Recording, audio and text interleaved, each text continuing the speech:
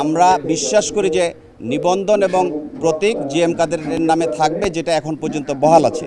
আমরা জাতীয় পার্টি নিবন্ধন 12 চেয়ারম্যান জিএম কাদেরের দলের পক্ষ থেকে আজকে নির্বাচন কমিশনার আনোয়ার সাহেবের সাথে আমরা আমাদের প্রতিনিধি দল, আমাদের প্রেসিডিয়াম সদস্য সাইফুদ্দিন আহমেদ মিলন, আমাদের ইঞ্জিনিয়ার ইকবাল হোসেন তাপস, উপদেষ্টা খলিল এবং আমাদের দপ্তর সম্পাদক এবং ভাইস চেয়ারম্যান হেলাল সহ আমরা একটা প্রতিনিধি দল দেখা করেছি।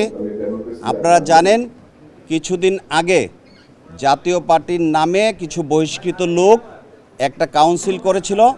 তারা নির্বাচন কমিশনে জাতীয় পার্টির নিবন্ধন এবং জাতীয় পার্টির প্রতীকের দাবি করেছে। সেই ব্যাপারে আমরা আমাদের দলের পক্ষ থেকে প্রধান নির্বাচন কমিশনার এবং নির্বাচন কমিশনের সচিব বরাবরে আমরা দরখাস্ত দিয়ে কেন সেই সম্মেলনটি বৈধ দশম জাতীয় সংসদ সম্মেলন নয়, সেই ব্যাপারে আমরা আনুষ্ঠানিকভাবে পত্র দিয়ে গিয়েছিলাম। ওনারা বলেছিল যে পরবর্তীতে জানাবে।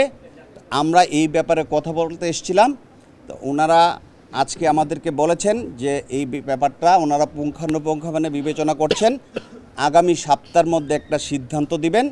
আপনারা জানেন জাতীয় পার্টির নিবন্ধন 12 এবং আমাদের চেয়ারম্যান জিএম কাদের এর পক্ষ থেকে আমাদেরকে আনোয়ার সাহেব বলেছেন যে এটা 2-1 দিনের মধ্যে জানাবেন এবং আমাদের প্রতীক এবং নিবন্ধন নিয়ে যে জটিলতা, আমরা আশা করি যে নির্বাচন কমিশন আইনগতভাবে যেই অবস্থানে জাতীয় পার্টি আছে, আমাদের দশম সম্মেলন হয় নাই, যে দশম সম্মেলন দেখানো হয়েছে এটা চেয়ারম্যান কর্তৃক অনুমোদিত না, প্রেসিডিয়াম কর্তৃক অনুমোদিত না।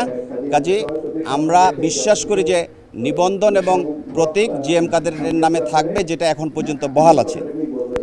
আমরা এই ব্যাপারে কথা বলেছি, ওনারা আমরা 2-1 দিনের মধ্যে জানাবেন। যারা দাবি করছেন সেই দাবিটা কোনোভাবেই গ্রহণযোগ্য না, সম্মেলনটা গ্রহণযোগ্য না এবং আমাদের পক্ষ থেকে সেই জিনিসটা আমরা ওনাদেরকে লিখিতভাবে জানিয়েছি এবং এটা পরিষ্কার করছি।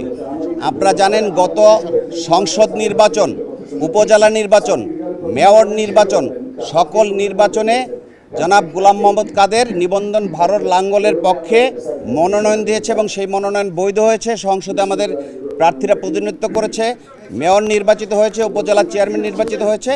কাজে এই ব্যাপারে আমরা আশাবাদী যে এটা সঠিক থাকবে। আপনাদের সবাইকে ধন্যবাদ। আমরা এই বলেই আপনাদের কাছে বিচ্ছিন্ন।